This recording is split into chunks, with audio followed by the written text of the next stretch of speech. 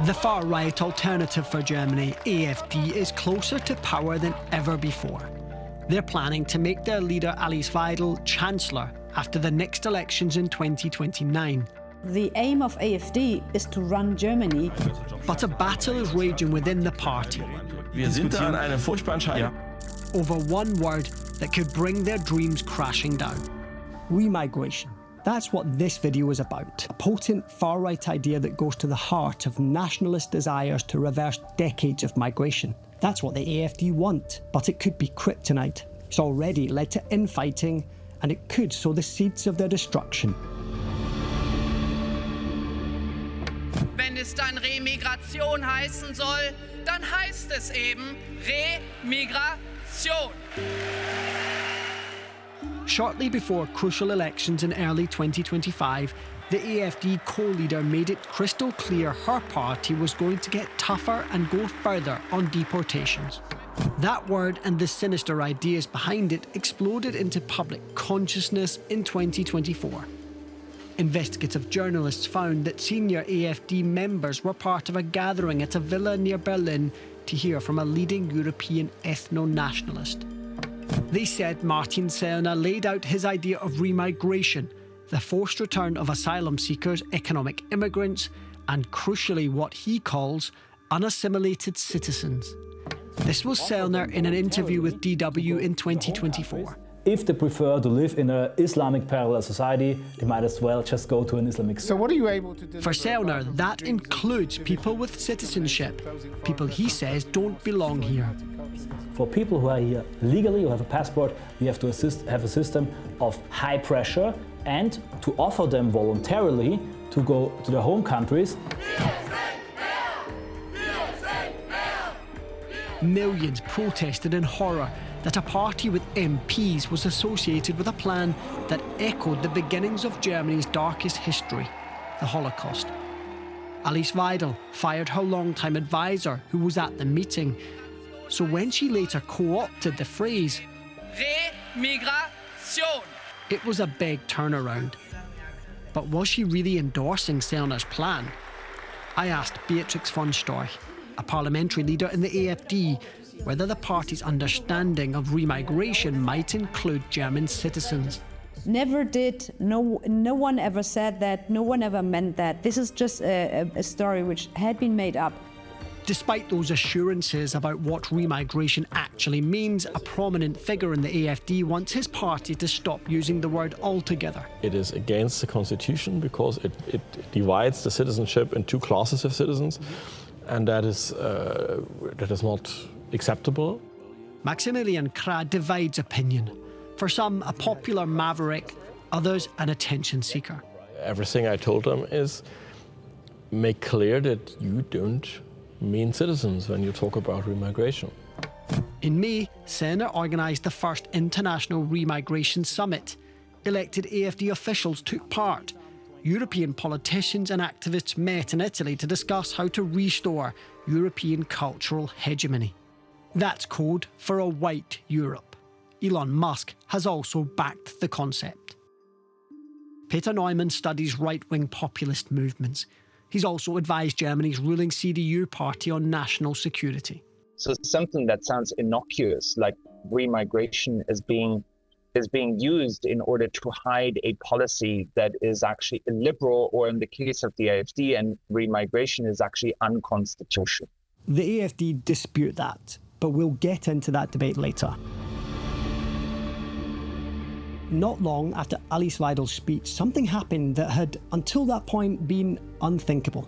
Friedrich Merz proposed 2 anti-immigration bills to the German parliament last week. Merz got the votes for the motion with the support of the far-right alternative for Germany, AfD. In the febrile atmosphere after a deadly attack by a rejected asylum seeker, the Conservative CDU party, then in opposition, wanted to take a stance. They tabled a parliamentary motion calling for tougher migration rules. It passed with the votes of the AfD, a first. This was really significant. For some, it was the first crack in the firewall.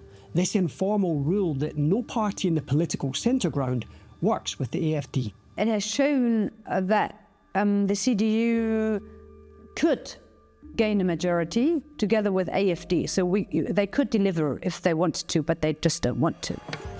Hopes among Conservatives that they would wrest back the migration topic from the AfD and drain away their support proved wrong.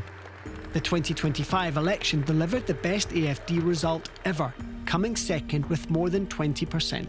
For a very long time, German political scientists were always saying there's no chance for a truly right-wing extremist party in Germany because the moment they become too extreme, they will lose popular support. And that's the history of most right-wing populist, right-wing extremist parties in the history of the Federal Republic. The first exception to that is the AfD. At this stage, it looks like the party is on the march. It's managed to chip away at the firewall. It's had a record election result, but then, in May 2025... Germany's domestic intelligence agency has classified the far-right Alternative for Germany as an extremist organisation. A report from Germany's domestic intelligence agency states that the AfD aims to exclude certain population groups from social participation, subject them to unconstitutional unequal treatment, and assign them a legally devalued status.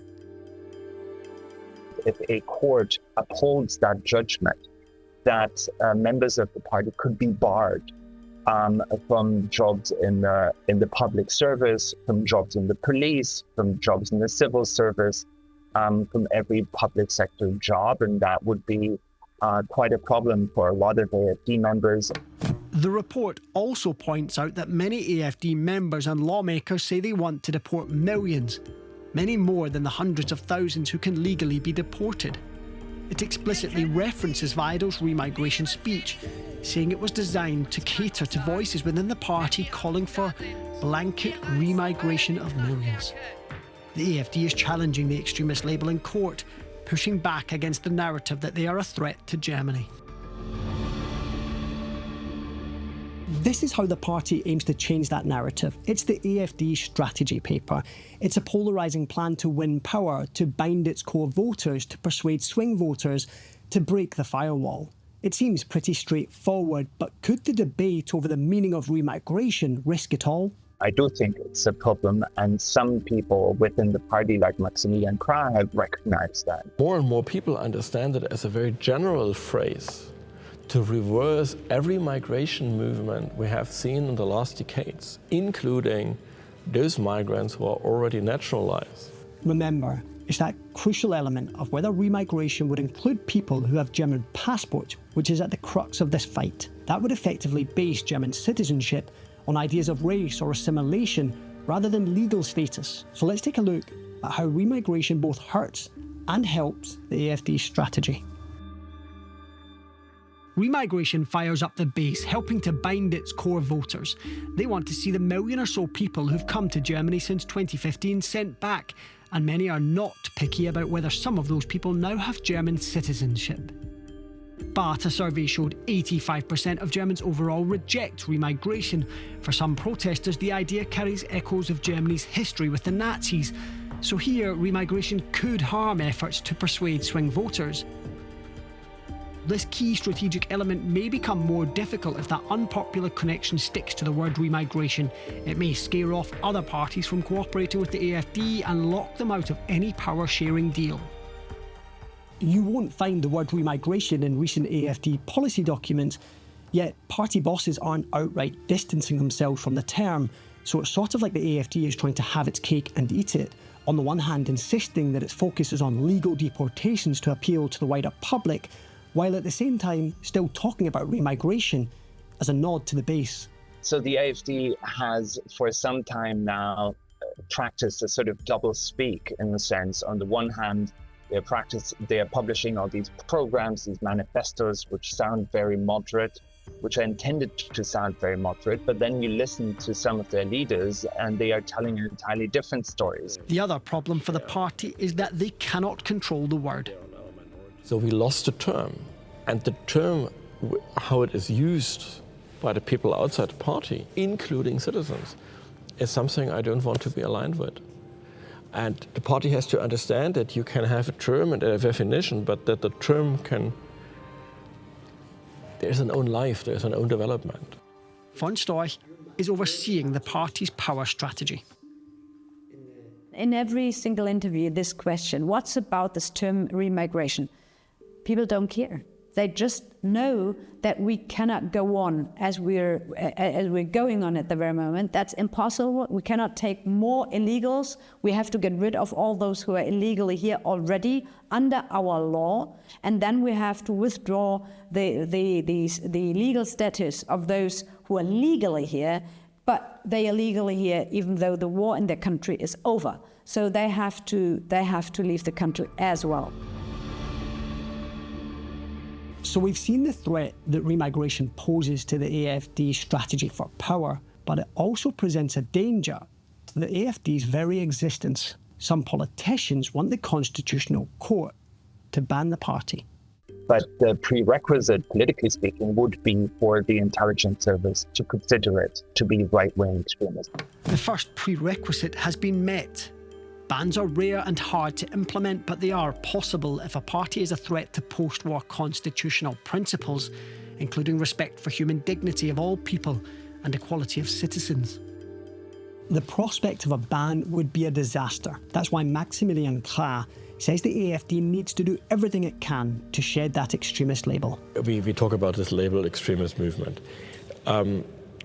We have first to say hands off citizens when it comes to remigration. That's the first thing. If you do that, even the slightest danger of a ban is away. Now, implementing a ban could take years, and the chances of it happening are slim. It's not an easy fix. A lot of people think it's some sort of button you can press and then the AfD will go away. Nonetheless, public support for a ban has grown since the party was associated with the concept of remigration. And that may explain why you can sense a nervousness and tension growing in and around the AfD. In the summer of 2025, these divisions burst into the public. Krah sparred with far-right guru Götz Kubitschek over the issue. He's one of the leaders of Germany's Neue Rechte, or New Right scene. Die Falle der Linken. Die Linken bauen uns eine Falle. Sie sagen, ihr sagt Remigration, aber ihr meint, dass ihr auch bei den Staatsbürgern nach Ethnien Wir haben schon so viele Fallen gebaut und wir haben sie alle. Ja, aber wir laufen in die gerade rein. Ja. Let's pause for a moment. The trap that they're talking about would be saying things that are unconstitutional. Now listen, as Krah warns them that discriminating against naturalized citizens would be doing exactly that. Das ist der Gründungsmythos des modernen Staates. Wenn Sie das vertreten, dann muss Ihnen klar sein, dass dieser moderne Staat Sie mit allem verfolgen wird, was er kann. Wir sehen das Dilemma. Wir sehen das Dilemma. Kubitschek later publicly cut off his ally Krah, dropping him from his publishing house. Then there came a point when they said, no, we don't want to talk with you anymore, so you are out. Shortly after this, Björn Höcke entered the fray. He's one of the most influential figures in the party, despite having twice been convicted and fined for using criminal Nazi-era slogans. He posted this image of himself recommending Martin Sellner's book on remigration, a clear endorsement of Sellner's vision of remigration. It's a kind of provocation, isn't it? You see, the party has a variety of voices, and I don't understand why he did it. I didn't ask him. Maybe I should when we see again. I think it's a mistake. He thinks it's very risky. He thinks it could lead to a ban. Well, you know, he has shifted his opinion so many times, so no one really cares. It's not about him. He doesn't play some kind of significant role. If there's someone, you know, making noise, let him make noise. Höcke is also defiant. He says he's not going to drop the word. Ich werde jedenfalls versuchen, dafür zu sorgen, dass bei der Neuaufsetzung des Grundsatzprogramms, dass der Begriff Remigration auch ins Grundsatzprogramm der AfD Eingang findet.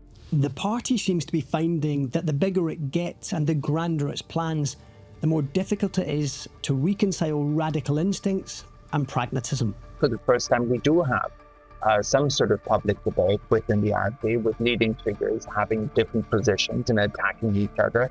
And in a way, that is kind of showing that the AfD is becoming a normal party, not normal in their position, but normal in your sense that they are a big beast now, they're a big organization, and of course there are conflicts. within the party that are also playing out in public.